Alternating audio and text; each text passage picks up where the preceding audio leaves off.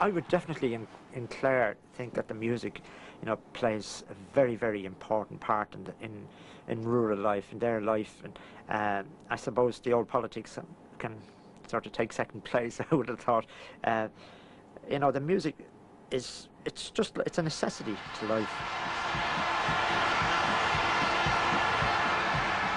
I think for a long time, the traditional music scene was seen as being almost exclusively aligned with an Irish nationalist identity. It was seen as being a kind of political and social statement and of being relatively conservative. I think that has begun to change and has changed quite substantially. Even if you don't think of yourself as a nationalist, you'll probably have some degree of national pride. But if it really acts as a single identifying force, it's too narrow a perspective for the music, because the music is about much more than political identity or national identity.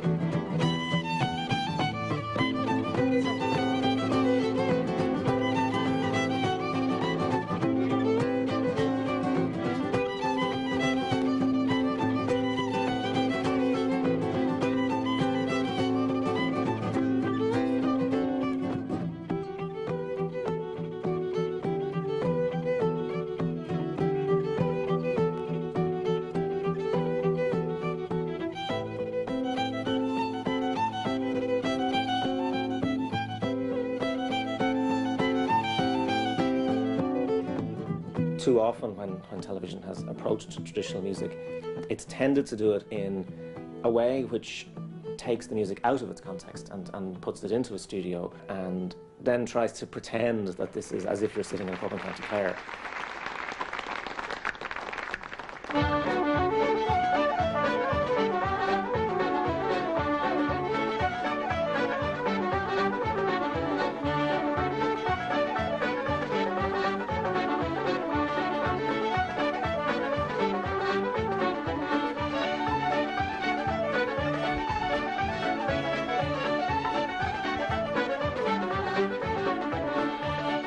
Doing television shows it's part of the business of music. It's very difficult to put meaningful visuals. You know, I mean, we've had the usual landscapes and the Celtic crosses and all that, like, but how much of that can you actually watch, like, endlessly? You know, I mean, every tune can have a lake and a mountain behind it, and then there's just so many visuals you can have of a fiddle and a guitar happening. A symphony on television will have nothing compared to the power of the live performance, ever. You know, it just never will.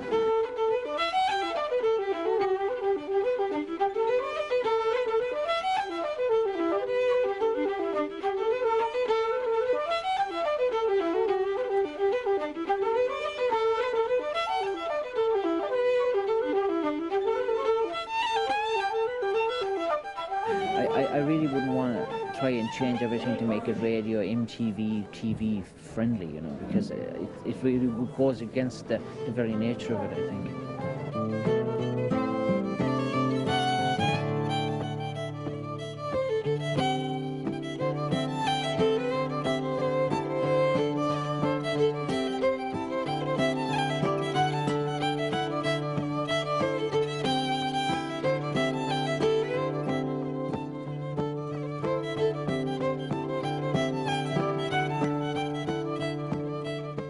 The whole point of our traditional music is its relationship to a community and an audience. It's about what these people are playing now at this moment for the people who are around them.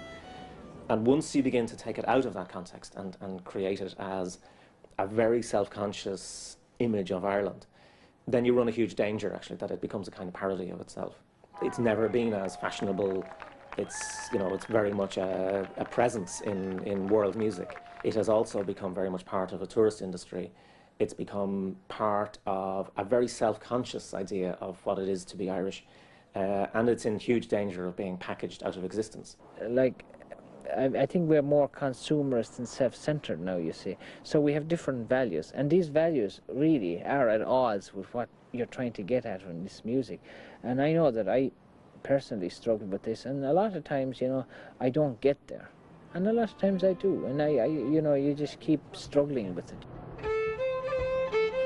Yeah, needs to there's have something there different. needs to have something a bit You know, like different. programs like it needs to have that kind of. Like for me to get to the essence of music, I more often spend time talking about it than achieving it, and hoping for it, and it's when I finally accept that I've completely missed the point, and that I don't really get it, that I have this moment when I get it. Which of course I want to put my arms around it, I want to put it in a bottle, I want to grab it, I want to keep it, I want to store it, I love it, and I can't, and I have to let go of it again. And so it's an ongoing battle, just to be in the space where that makes musical sense, and just trying to keep some composure in the face of, you know, like making records, touring, doing documentaries, which are just like at odds with what music really is in some ways. But you know, nonetheless, it's part of the larger picture of what I try to do.